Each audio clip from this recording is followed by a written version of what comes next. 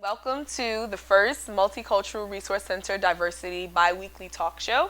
And I'm your host. My name is Isis McIntosh. I'm the Vice President for Multicultural Affairs. And I'd like to introduce you to our lovely panelists.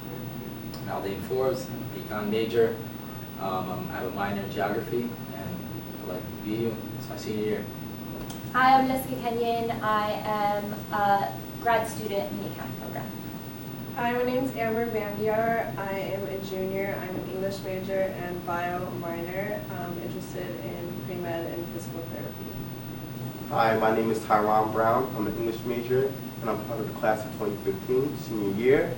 And for my future option, I'm probably going to business, preferably the nonprofit organization management. Hi, I'm Lauren Chironi. I'm a junior and I'm a business major. Hello, my name is Human Ibrahim and I'm also a business major. And I'd first like to thank you guys for joining us on the show today and you guys for tuning in. Now we're going to be addressing stereotypes, but not in the way that we usually think of as just race or gender. We're more so talking about when you first meet a person, what is it that you gather? How do you judge them based on their appearance, whether that be from height, whether that be from weight, how they're dressed, occupation. And so first impressions usually say everything, but others sometimes say, well, it's not right to judge a book by its cover. So we're going to go into something called appendages of appearance. And this, pretty much, we're going to segue into a few clips, and we want to see if you actually recognize the people. Let's take a moment.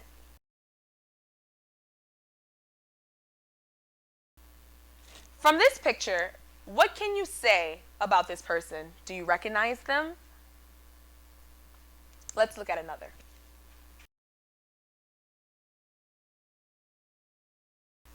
Well, by now, I'm pretty sure most of you recognize the heartthrob, Leonardo DiCaprio. Pretty much, what did you gather from the two pictures? Some of them say, well, you know what, the first one wasn't that far different from him, but others who did not recognize the character, do you recognize the differences between the two pictures? What do you guys think? Go ahead. I think there's definitely a difference when you see someone who's like not really dressed professionally or something and their hair is all shaggy. Like they might be a very nice person, but they just don't look well kept, so you might not be as likely to talk to them. Whereas if you see someone in a suit, you think they're established and, professional, whatever, so you would be more likely to, maybe talk to them or give them the time of day. This is actually really funny. I was talking to Loren and she was walking outside last night and it was dark out and she said she felt safer because there was a man close by to her, but he was in a suit. So I thought that was really interesting because had he been dressed differently, maybe she wouldn't have felt as safe. So that was something interesting she told me. I have to say that when it comes to celebrities, like somebody like Leonardo DiCaprio, when you see him like that, you give them praise because for them it's like when you see them in the suit and dressed up, it's like, wow, like you look nice and, girls may find him attractive, especially way back in the day when he was on Titanic. But when they see him like dressed down, they say, okay, this is something genuine. You get to see another side of him and it's still interesting. But only celebrities really get that praise. Anybody on the street is kind of like the opposite. We look at somebody with a suit, it's like you're of higher class. We give them that leeway, that leisure. We could get in a conversation with them, engage with them.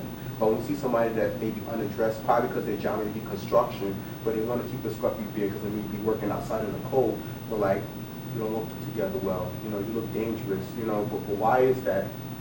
Just having a nice haircut really make you a good person, and just because you may have like beard does not mean that, you have less money, that, you can't engage in intelligent conversation. So it's something you have to, I find myself even caught in those stereotypes as well by judging people, and, it's just something we have to fix. So now we're going to take a look at another gender and another set of photos. Let's take a look at the first one.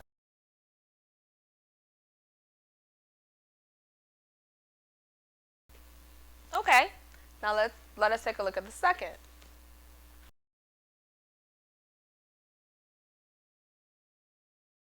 So the two images that you saw is Mayim Bialik. In case you guys didn't know, she played on The Big Bang Theory. But from the first photograph compared to the second, would you have learned her background, such as the fact that she earned a Bachelor's of Science in Neuroscience, Hebrew Studies, and Jewish Studies, along as earning a doctorate degree? Did you guys all get a chance to really see the difference between the two photos? For me personally, I don't really see much of a difference between the photos because I think it just plays a dual personality and like which a person normally has. Like there's more to it than someone just laying down in a dress. I mean, she does look very sophisticated to me in both photos. So I think maybe the advertisement was trying to give a different side of her in one photo. But I still see that like strong, sophisticated woman in both photos that I think people probably will not see that much sometimes. Yeah, I would like to say in the first photo where I think possibly the photographer or whatever ad was trying to go for maybe a different image to make it look like more sexy, more attractive. She still looks very, very like a very classy lady. She's not making any type of like facial expression that will give you the impression that she's trying to get a reaction out of you. Like, wow, she looks like for lack of a better word, slutty or anything like bad. I think both images are very positive. And when you compare them side by side, maybe some people would look at the one where she's in the dress and think like it's like more camp and stuff like that. But she does look like an intelligent lady in both. I give her the benefit of the doubt, is what I'm saying. I feel like I have to agree with Amber and all things. I feel like if anything, it probably adds to the sophistication because, like, you know, you think of her with a Bachelor of Science and she has a calculator and a scientific calculator, and you're like, okay, you know, she's intelligent, you know, put together, kind of professional. But then we see her just like that, it's like another side to her. Shows more of her personality, and you see that with a lot of professional people. They'll dress very professional, have a presentable look, but at the same time they'll be able to go out and you know, probably, you know, go to a ball at night or something, and then put something very nice on. So it just only adds to it. It just shows her versatility. So if I did not mention her credentials and you only saw the first picture, what would you have assumed, or what would, not even about assumptions, what's like the first thing you get when you see the picture? Well, me personally, I find that like, and it may be different for men and women, you know, like, and this picture in particular isn't her being so, you know, promiscuous in any way. It doesn't come off that way. Like Aldana mentioned, she's not making a facial expression where you can get a reaction out of it. So it still looks like a role that probably a woman could play, and it may sound sexist, but honestly, that's how we view them. Like like she's playing as a model. The other one, she looks like she's an intelligent person, probably nerd-like, but either way, at least I know me as a male, my perception of a woman that's in any one of those roles is fine with me. So she's not somewhere where I can say, oh, you know, she doesn't look right or this and that. There's no difference in her income level. She like she's sophisticated enough and she's doing well for herself. Now some questions that I also have is, first off, what type of stereotypes would you categorize yourself as? Or like, pretty much, if someone, I know a lot of times we build off our character and who we are based on what people have told us growing up. So I have picked up the fact that I am considered short because I'm 5'4". So if you asked me to categorize myself or something, I would say that I am a short female. Now, is there any type of categorizations based solely on appearance that you either relate with yourself or you feel like people have constantly told you over and over, so you now relate with? In any particular order? I know for me, growing up, being of different ethnicities, that's always been stuck on me from other people. I've always noticed that everyone refers to me as that mixed girl or the Oreo when I was like in middle school. So it's always been a conscious thing for me to like look upon myself and my ethnicity. But if that was one thing that could like stereotype, that I've seen people stereotype me as, which is not a bad thing most of the time, but it's something I've definitely noticed a lot.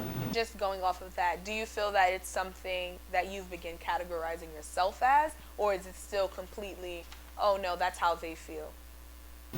I think it was harder when I was younger because I didn't know that, because a lot of people like start to categorize themselves and they start to like have this idea of individualism and they don't know really what it means. So for me, when I was younger, it was really hard.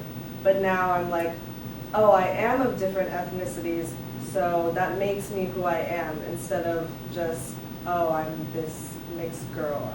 I know who I am, and I'm proud of that. Anyone else? In response to the first question. Well, growing up, I'm from island Jamaica, and I happen to be one of the fairer skinned people in Jamaica. So I always, you know, like there was always comments made like, oh, this light skinned boy, all that stuff.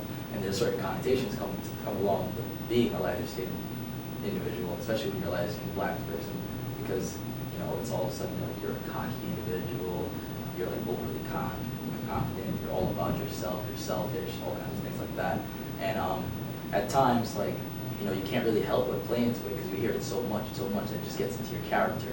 But it's like, you know, I try to use it against them. I try to use like the whole overconfidence, just regular confidence, just like to drive myself and like, you guys expect this thing of me, but I'm not gonna necessarily give you, you know, give you what you want from me in terms of like the rudeness and stuff like that, being the stereotypical rude light-skinned guy that is not nice or is like just talks bad about people and stuff like that, or doesn't talk to people at all. So I try my best to avoid it, but at the same time, it's like trying your best to avoid the things that are placed upon you. It's like you're almost putting it on the front because you just want to avoid what people are calling you. Not saying that's how I really am, but it's just like changing your perception of yourself. You really have to like sit back and look at the way like people like judge you and think of you just based on your appearance.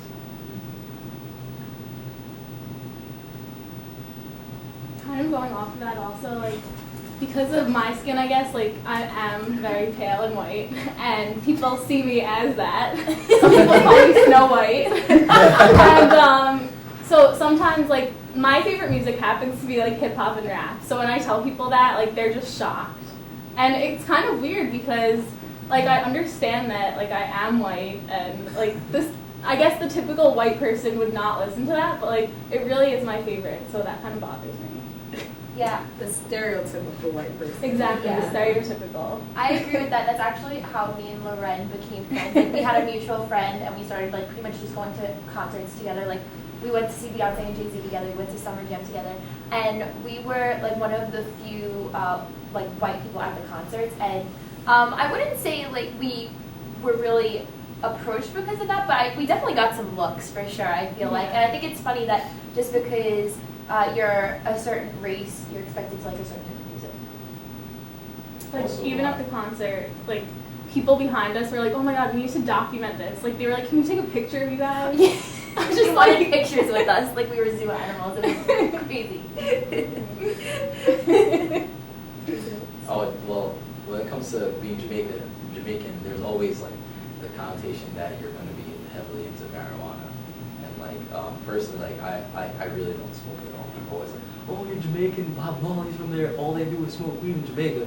And they give you that type of like impression of yourself. And Okay, well, ethnically I'm Kurdish, and that's like in the Middle East. Kurdistan is in the Middle East. That's where my parents are from.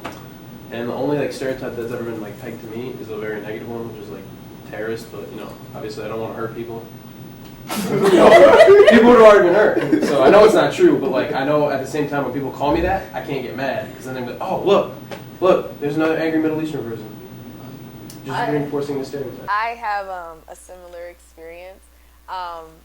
So I'm from a borough that you guys probably have all heard from. I'm from Brooklyn, and I'm actually very proud of where I come from in Brooklyn. But not only that, I'm also African American, and the one thing that I find interesting is that people are always wondering where my ancestors are from. So they're like, okay, hey Isis, it's nice to meet you. Where's your family from? And I'm like, oh, I'm African American, like I'm black. And they're like, oh, okay, well, where's your family from? And I'm like, we're from Brooklyn. And like, okay, where's your grandparents from? And I'm like, oh, we were born here, but if you want to trace back like 3 generations, then I'm from down south. And they're like, okay, so nothing before that. Like, you know what I mean? Like, people are always like itching to see like, well, where did we come from? Well, have you traced your roots back and found out what part of Africa are you from? And I just find that very interesting because America is a very young country. And if that's the case, then everyone should walk up to everyone and say, well, where can you trace your ancestry back from? So that's just a personal experience. Now we're going to move into a video, and I want you guys to take a look at it. It's a tranquil day at the beach. Kids playing in the sand, people swimming, sunning themselves, or taking an afternoon stroll. The boardwalk is a great place to relax and enjoy a book. Unless you're this woman. Oh my God, you're so fat! How could you sit here and eat like that? What would you do if you saw these girls harassing a complete stranger simply because of her weight? When you look in the mirror, do you see fat? How do you get that fat? The words sting, and those struggling with obesity say they've heard them all before. Scenes like this one from the TV show Friends are painfully familiar. It's not that. I just don't want to be stuck here all night with your fat sister. Hey. Back at the boardwalk, the taunting goes on, but no one knows that both the victim and the nasty girls are actresses hired for our primetime experiment. Will anyone intervene? Fat, blah, blah, blah. She's getting upset. Are you getting upset now? These people hear every word, but for whatever reason, they keep on walking. Just please go away and leave me alone. Have you ever tried lipo? This woman and her son take in the ugly scene, but they don't stop either. We didn't want to get involved. Sometimes you have to just be like GGI, don't get involved. They clearly saw that something was wrong, but they didn't act on it. Colgate University psychology professor Carrie Keating says we often assume that overweight people have only themselves to blame. They're perceived as not very smart, out of control. They're perceived as lazy, unhealthy. And the truth of the matter is it's very difficult to control weight. Anybody who's ever tried knows that. How do you sit in bed? We begin to wonder whether anyone will stop when suddenly this woman approaches. Look at this. Leave her alone. Oh, God. Sorry. Are you wrong? Why are you picking on her? Oh, God. I know Do you think that that's okay, that she's overweight? Everybody's different. It's really sad. Everybody's different. That's your excuse. You've probably really upset her now. Sally Cassidy, visiting from England, is also upset. As a mother, you felt some instinct, I guess, huh? Yeah. No, nobody did. It really upset me because everyone was just ignoring her. What made you stop? Oh, because I felt really sorry for her because she was by herself. After just watching that clip, we pretty much just want to hear from the panelists on what did you think. This is from a popular show called What Would You Do? You may have seen it, and if not, you should go on YouTube and really check it out. I think people are going to be apt to watch the clip and say that, oh, you know, I would say something, I would intervene, I would do this and do that. But I think at the end of the day, honestly, no one knows what they would actually do unless they were in this situation. So you're quick to judge someone for acting as a bystander and not doing anything, but you're not going to really know how someone will react until you're in that situation. So I would like to think I would say something, but then again, who am I to jump to that conclusion unless I was put in the situation? I personally think that a lot of people would not intervene simply because I know if I look at the situation, there's a part of me that does not want to intervene because who are these people that are speaking such like vulgar terms about someone? So what, maybe if they have vulgar words, they probably have vulgar actions as well. So I think sometimes we're scared to intervene with because we don't want to put harm on ourselves. It could eventually could go something really wrong. Like if you see a bunch of kids smoking cigarettes and I know my mom has told kids oh don't do that, it's bad for you, and they just laughed at her. But sometimes it could result in something really bad where those kids could burn you with a cigarette or something, or they could go after you. You just never know. So I think the fear of not knowing is why people do not intervene in those types of situations. In that specific situation, what really bothered me about it is if it was one person, it'd be different because maybe that's a personal issue, personally them both arguing. But it's three girls on this one lady. If someone's really rude to you or something, I believe you should be able to say whatever you feel to hurt their feelings if you're in an argument. But it's different when it's three people, you don't know if they know each other, and it just doesn't seem like they know each other. So I think because of the numbers game, I would be more likely to try to say something then, but if it was one person talking to another person, that's their personal business, I'd assume, so I'd leave it alone. Do you feel as if more people would have stopped if they could personally relate to the situation? So let's flip it. Let's say if I'm a female and I'm seeing a male saying very vulgar, obscene things to another female, do you think that then people would get involved when they are closer to the issue? Like maybe the people that walked by never really got attacked about their weight or how they looked or an appearance. So it was just like, okay, this sucks, but she can kind of take it. What do you guys think? I think personally, I'm not really looking at the situation for the sake of what would you do? Well, how would you intervene? I'm not trying to like, I'm not looking at the experiments for that sake. What I'm more so looking at is just talking about appearance. You know, you see somebody that's, you know, a certain weight, you assume like, you know, like they're just a person that's just like a lower class, you don't pay them no mind. You know, that's what people judge people, like, oh, you know, it's no big deal. They could, you know, themselves. Who cares about her? She is a big woman. And if you walking on the street, just like, it's that mentality where it's like, it's not my problem. I'm not going to intervene on it. You know, you don't really understand, you know, the situation. And there are people that probably walk past and definitely could relate to it. But I seen somebody see somebody else, you know, in pain. Nobody wants to take on that challenge. I find that to be, you know, even rare with friends. You know, you may intervene for certain friends and take up for them, but some of those friends won't take up for you. So there's strangers that you see getting picked on, and if you think about, if I was in a situation, you think that person would help me? So it's that selfishness that everybody thinks about, you know? Well, not everybody. Some people. I feel enough people think that way. And, you know, I've been, you know, you know, I've been in experiences where I've taken up for people and I feel like I was there for them, and then I realized, like, you know, like it got me, like she said, like, get you more trouble than you thought. And I feel like I've taken a lot of heat for people in certain situations, and I realized that, man, that person that I took the heat for, you think they would do the same for me? And that's when you start thinking you got to be rightfully selfish sometimes and say, hey, it's not my problem. I probably got enough problems of my own at home elsewhere. I'm not going to take on this one. It's another burden for them. But the reason why I disagree is because now focusing on stereotypes, I feel like the bigger picture is which stereotype do we feel is more true and which do we feel could actually be reversed. So for instance, with the weight thing, some of the things that they were saying was, you need to lose weight, have you tried like working out or things like that. Do some of us internalize, well, yeah, if she didn't like the way she looked, she could have changed it, as opposed to something if we watched a video based on race, which actually we're going to now cut and move a little on into. Deep in the heart of Texas, at this little roadside bakery, bigotry is being served with a coffee and dish. Sir, I had a question. No, ma'am. We don't serve Muslims here. I'm sorry? This is America. We're at war with your people. I don't know what you think I am. I'm just trying to get an apple. Well, you're a terrorist is what you are. So, excuse me? You got to take your business elsewhere. We don't serve your kind here. But look what happens when this man threatens to leave. You're not a good American, sir. I believe I am a good American. My son just came back from serving in the Army for over a year in Iraq, and that has nothing to do with her rights. I understand that. Thank you, sir. And I hear what you're saying.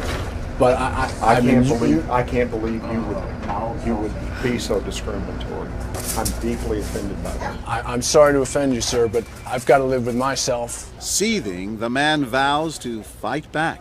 I will let people know this. I've stopped here every time I come by this place, and I'll never stop here again. Why did folks get so upset? They saw an injustice. It's justice that binds us together. It's justice that makes us a society. Any threat to that kind of sense of justice and fairness undermines the entire system. You're really not going to serve her because of what she's wearing? No, I'm not. Perhaps that's why more customers are outraged by our actor's hateful behavior than approve of it. You're not dressed like an American. I don't know But what no you have one on. is more persistent than these two young women who can't believe what they're hearing. Take your jihad, take it back out to the parking lot. Excuse me?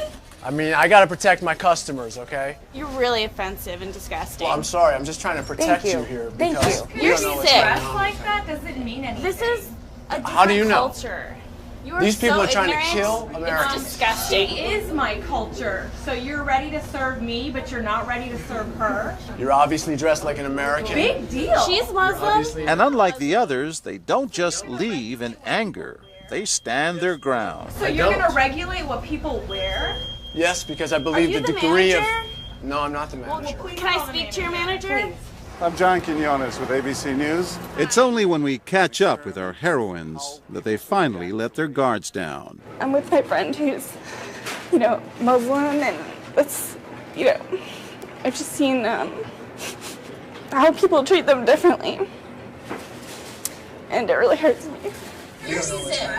Just watching them stand up for what they believe in touches Professor DeVideo. In a way, they defended America.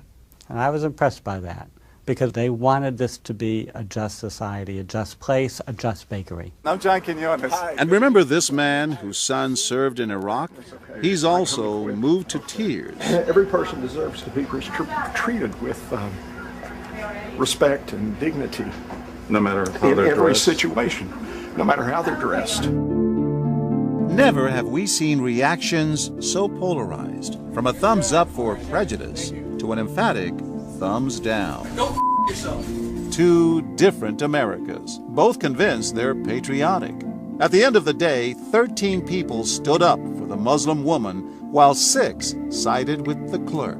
But the majority of the bystanders, 22, did or said absolutely nothing. Okay, guys, so I hope that you took the time out and was able to understand everything that was going on in the video. And now we're going to take a move towards our panelists. Does anyone have any comment to say relating back to the other video? Pretty much what I felt strongly and why I actually had us move to this video is because I felt that something as significant as culture, something as significant as something that people could relate with. Like we saw one woman in the video actually say, well, I am her culture. We're dressed differently, but we are of the same. So it's something that maybe she felt from a child, or when she came and had certain interactions with people, that this is something that she had to stand up for. Do you feel like this was a difference from the weight video, whereas some people feel like, well, that's reversible. Like you can actually go on a diet, you can actually run. How do you guys feel about it along the lines of stereotyping? Yeah, well, since I'm Muslim, I definitely feel that way, because I feel like I'd be more apt to like maybe help someone or intervene if they're like similar to me. But like not to say that I wouldn't like interject if it was somebody who was overweight or something like that. But like I feel like it's easier for people to like defend somebody who's more similar to them. So there's that, and like the content in the video is pretty disgusting, but it's not all that surprising, because I've seen it happen, and I've heard those like types of slurs and things like that being thrown at Muslims like my whole life, so it's not like really surprising at all. Yeah, I think people are more likely to defend someone else who they identify with. However, I don't necessarily think that was why people in the second video were defending the woman as opposed to in the first video. I think that it was more like related to the settings. For instance, if someone was waiting in front of me in line and they were being served and they were denied because they were overweight, I'd be just as likely to voice up if it was because of their race or religion or whatever it was, because it's a more, I think, magnified setting and it's happening right in front of your eyes in like, a closed establishment. So I think that definitely contributed to it as well. I have to admit that after 9/11, things of that nature, and the bombings, and the image they give of Muslims on television, or people from the Middle East they give on television. Like I find myself sometimes like, I see people, dressed in their attire, and I'm like, oh, like, what are they up to? And I caught myself in that. And actually, I have a friend who's from the Middle East, a really good friend. I caught myself in that. I felt guilty, and I was like, "Where you guys at?" I'm glad you felt guilty. At least. Yeah. No, but I felt like it happens, but at least. Yeah, no, but I have to be honest. No, when that happened, I thought about it. I was like, damn, like, like I had to look at myself in the mirror and really like judge myself, because like, who am I to judge? That's like me getting judged as a black man for wearing a hoodie or something like that. I know certain people feel certain types of way. When I came to Binghamton, and I felt that way, especially with a lot of people, like, because the school happened to be majority white, and I felt that vibe they gave me, and it was very uncomfortable. I felt like I couldn't you know, even connect with them because they were just like scared, back off. And I'm like, you know, when I actually speak to them, like some Muslim people and dressed in attire as the woman did in that video, some of the nicest people.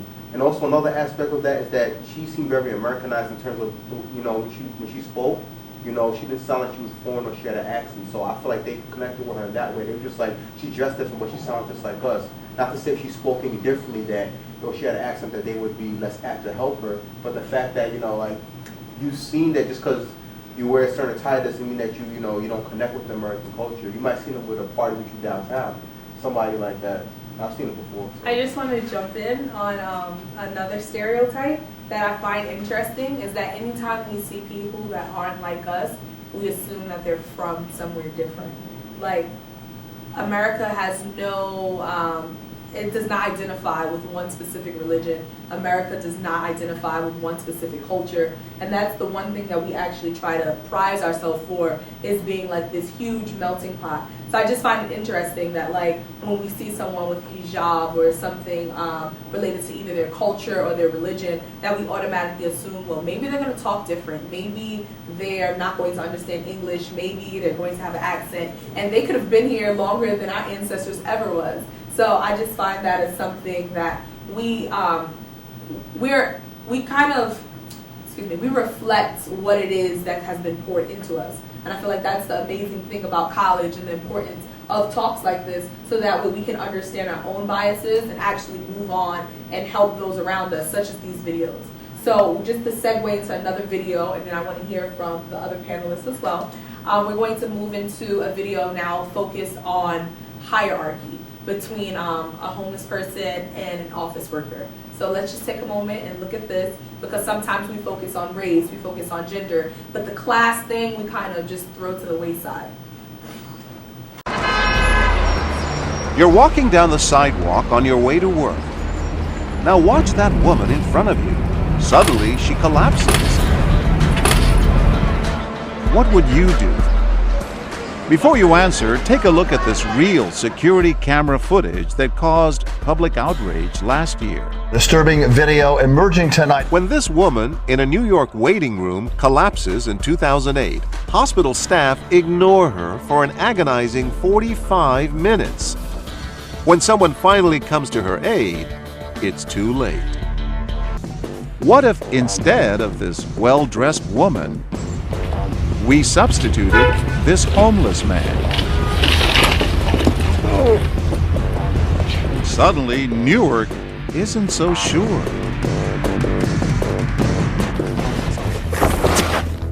Now, no one is so eager to step in to help stuntman Mick O'Rourke. This woman takes a good long look, but keeps on going. He's a human being and he needs help. But you didn't stop. Because what can I do? Sir, are you okay? But eventually, others do step forward. Sir, are you okay? And if they didn't always want to touch, many were willing to touch 3 buttons. 911, where's your emergency? A man fell out. I don't know if he did or live or what. The guy's just laying on the ground. I don't know if he's okay. How you doing, sir? When we asked them later why they helped, they all had similar answers. You gotta help them. They need help, help them. Just reach out. What if it was you? What if it was me? I need somebody to help me. But facts are facts. In our experiment, Stephanie is always helped within 6 seconds. With Mick, it takes an average of 3 minutes. Okay, so after watching that film, well, that short little video, what do you guys think about it? Do you think there was a difference of how you would respond to the females that had fell earlier and, excuse me, the homeless man that fell? Do you think it was a hierarchy issue, or do you think it was more of just how they looked appearance-wise, or gender? What do you think? I think, personally, I would definitely have been guilty of the trend in the video. Especially if you've been to the city before, you often associate homeless people with being under the influence of drugs or alcohol, which definitely isn't always the case, but a lot of times is. So you'd be more likely to think that the man fell because he did something that brought it on himself, like he drank too much, as opposed to the woman who fell because she either tripped or passed out or whatever it may be. And because of the way she was dressed, you're more likely to think she was coming from somewhere like work or you know, wherever it may be. So I think that was the primary reason. It would have been more interesting if it was maybe a construction worker who fell as opposed to a homeless man, and then to see the reaction based on that. I think time of day definitely matters as well, because this is in the daytime. You see a lot of people out there. Maybe someone was thinking, oh, someone else would be able to help them. You know, maybe I'm in a rush. I have to think about, worry about myself. And I wouldn't even blame someone for thinking that, because, you know, like a lot of times things really aren't your problem. But at the same time, if you're like the only person who's on the street, like there's two like scenarios. There's one where you feel like extremely bad because you're like the only person around that can help right now, and you feel really obligated to do something. But if like this is like downtown Manhattan, that's different. There's so many more people. But then also, it's like there's something like that happened at a time of night. Like you might think, wow, this could be like a setup. Like maybe they're trying to get my guard off or something. Like because people actually get robbed in similar situations. That people asking for help, you know, and like someone runs up on you from behind, you didn't see it coming. So I think it like the scenario matters. But I do think I'd been guilty of a similar thing. I would be thinking about whatever I had to do that day, probably. Anyone else? I think it's also similar to the video we watched earlier with like the Muslim woman, how like the other woman who was getting yelled at because she was overweight. Like the overweight situation was in more of like a public setting and people were just walking by. But I feel like when it was in the store, like people were more likely to help. And similar to that, like if someone were to fall, even if they were homeless and they were just like in a more confined place with less people, I feel like people might be a little bit more willing to help. Just because, as they were saying too, like they might feel worse about it because there's not as many people. And I saw that in the beginning of the video, they actually was talking about an incident that happened where it was a woman that seemed like it was in a medical area where she fell and was on the floor. That's more of an area where I would respond to, where, wait a second, you don't see she just fell, get help, what can we do? Whereas walking down the street, I'm not going to lie, if it was the female or if it was anyone dressed, excuse me, I probably would have made a phone call on the phone, started walking, seeing if any police is coming around, and then went on my merry way, because I've actually done that in the past. But when it came to the homeless man, certain areas of Brooklyn or places in New York City that I actually visit, it's not like it's usual. It's like, okay, you fell, you're gonna get up and you're gonna keep moving. And so I think that is something that we need to look at a little more. Does anyone want to say anything else before we transition into the next video? Okay. So now we're going to move into a video where a Mexican male, he wants to buy some coffee, and because of his nationality and his language barrier, they do not want to serve him. So let's just take a moment and we're going to look at that. And we thank you for still tuning in with us. I'm a working hard black man. Life is a struggle. You know what I think? I think they're taking our jobs because we ain't got no jobs. So you leave me alone. You know where the heck I've been? People are angry? Yes, we are angry. We are. We're really angry. He's right. It's a highly charged, volatile subject with emotions running high on both sides over legal and illegal immigrants and whether they have a right to be here. They believe is right. They're here illegally. They don't speak the language. How do you know they're here illegally? You upsetting the customer? You're upsetting me. Why don't you guys you're upsetting the customer. You don't know how to deal with customers. I know how to deal with Americans. Sitting here insulting these people.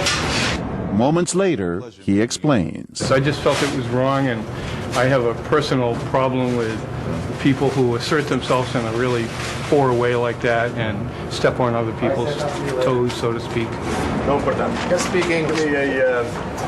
Take it easy. Be nice. You must be new here because we don't treat people like that. Well, we're in America, though, right?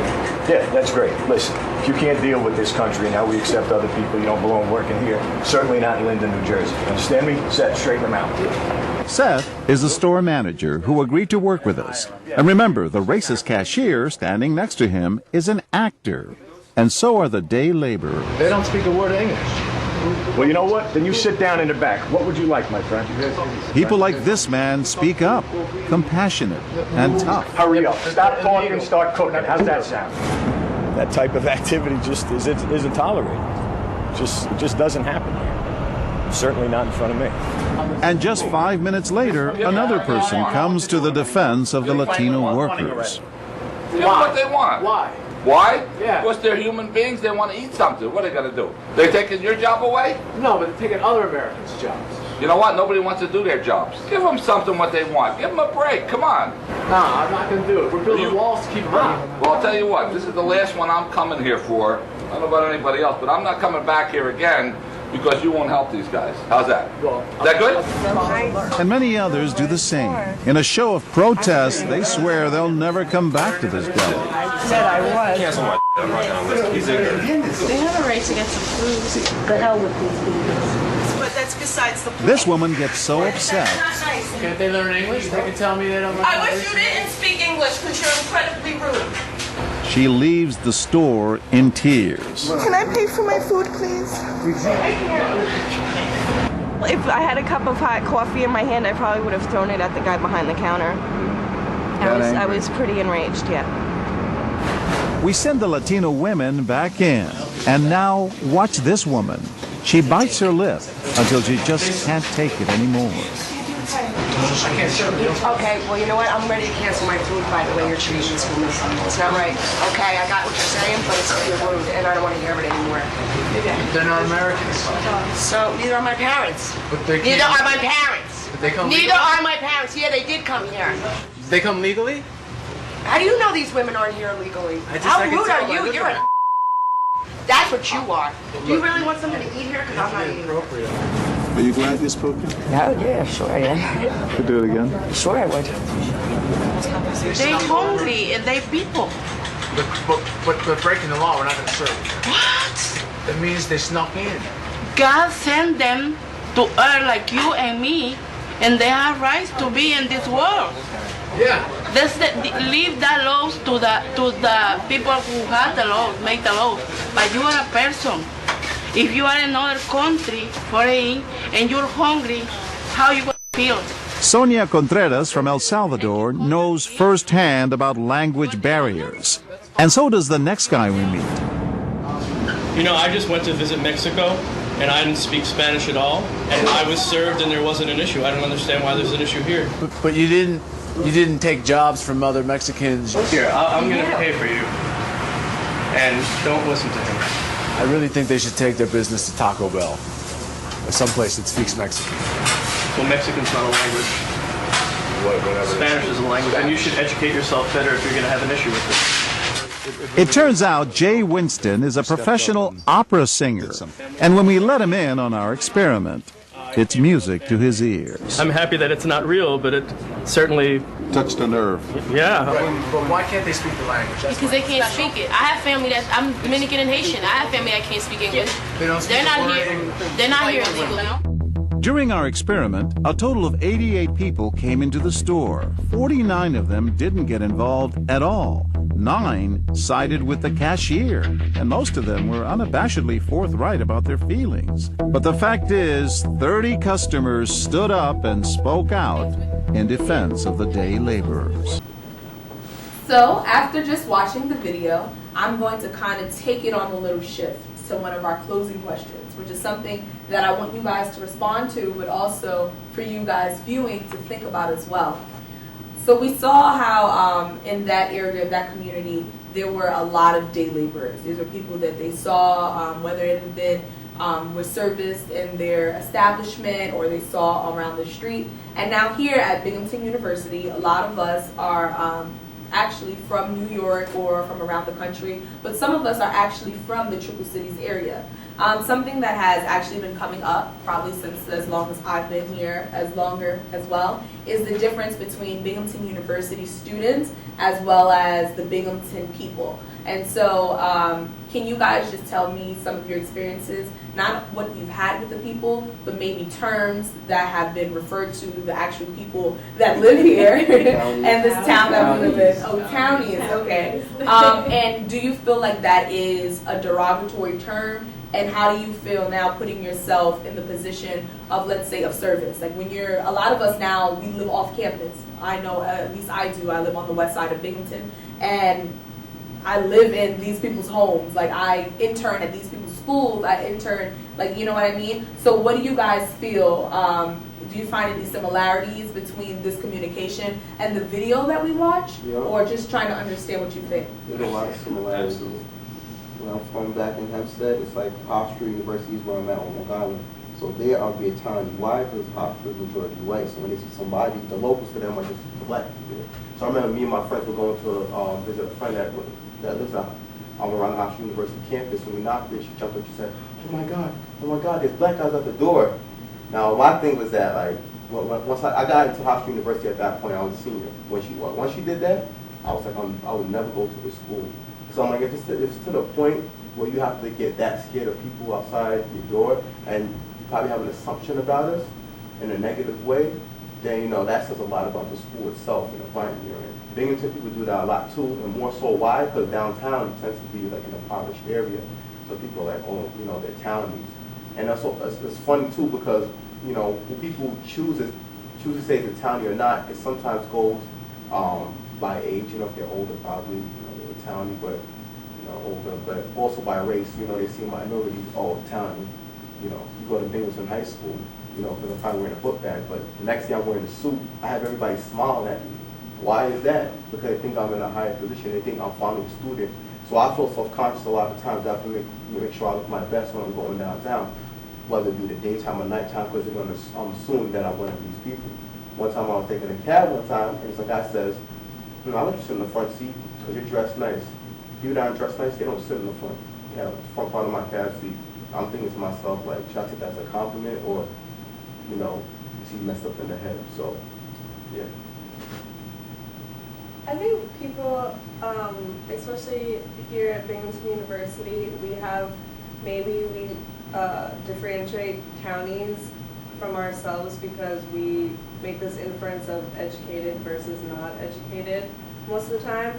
I remember I was downtown going to CVS and I was wearing a Binghamton University sweatshirt and I was approached by a man. I did not know anything of his background or anything. And he just gave me a compliment and I appreciated it. And then he said, oh, and you're educated. And I didn't know how to feel about that. I was gonna be like, are you not? Like, I didn't know what to say. So I think that really has evidence for me that like people differentiate counties between like educated and not educated. If they don't go to Binghamton University, then we think that, oh, they're probably not doing something for themselves. I don't know, there's kind of that stereotype there that I think we're also scared of at the same time.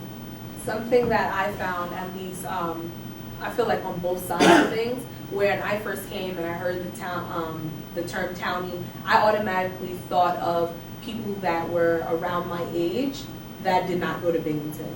So I didn't really think of like older people or like children as townies because it's like, you live here. But for some reason, people around my age, I feel that it was also like a hierarchy system because I would go to a store, for instance, like especially in the beginning of the year, like going school shopping, things like that.